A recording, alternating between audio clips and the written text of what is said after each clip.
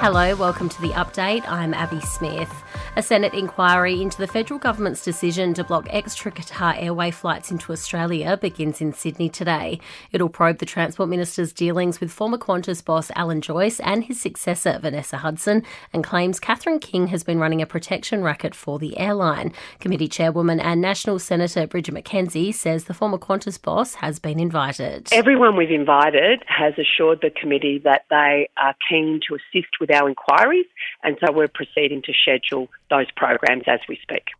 Critics of the Indigenous Voice to Parliament have gathered in Adelaide for one of the biggest No campaign events so far. Shadow Minister for Indigenous Australians Jacinta Price addressed the crowd outside the convention centre, accusing some in the Yes camp of bullying and gaslighting during the campaign.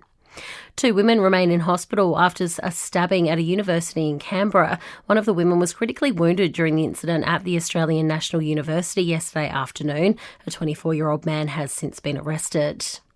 Overseas, 5 Americans jailed for years in Iran are on their way home to the United States as part of a prisoner exchange. 5 Iranians were also freed after both countries agreed to the deal brokered by Qatar.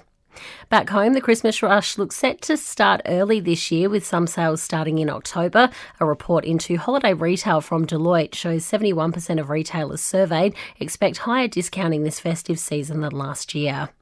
And Russell Brand's UK theatre tour has been postponed as police investigate a report of sexual assault. Following claims in the media from 4 women, London's Met Police say they've received a report of sexual assault, which was alleged to have taken place in Soho in central London in 2003. Brand has denied the allegations, insisting his relationships have always been consensual.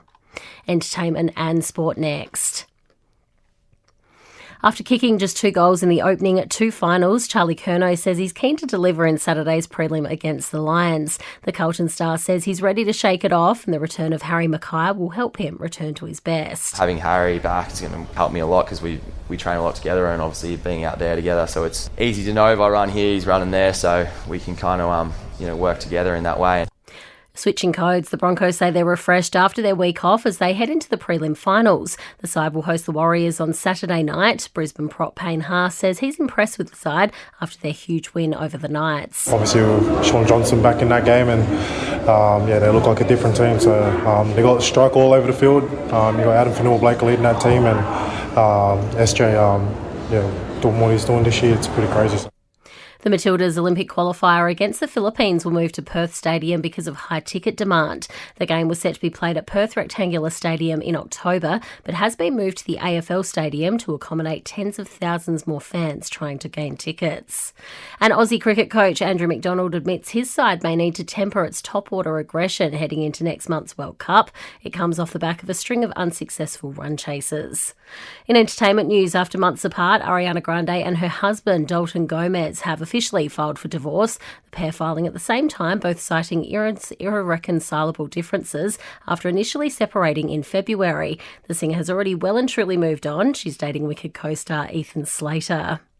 Kylie Minogue has taken to the stage for the first time in 4 years, looking as fantastic as ever. The Aussie global superstar belted out her long list of hits, including this year's Padam Padam, at the Tears for Fears BBC Radio 2 event in the UK. And it appears Cher has rekindled her relationship with Alexander Edwards 4 months after they split. The 77-year-old singer has been spotted holding hands with the 37-year-old music industry boss while on a night out in LA.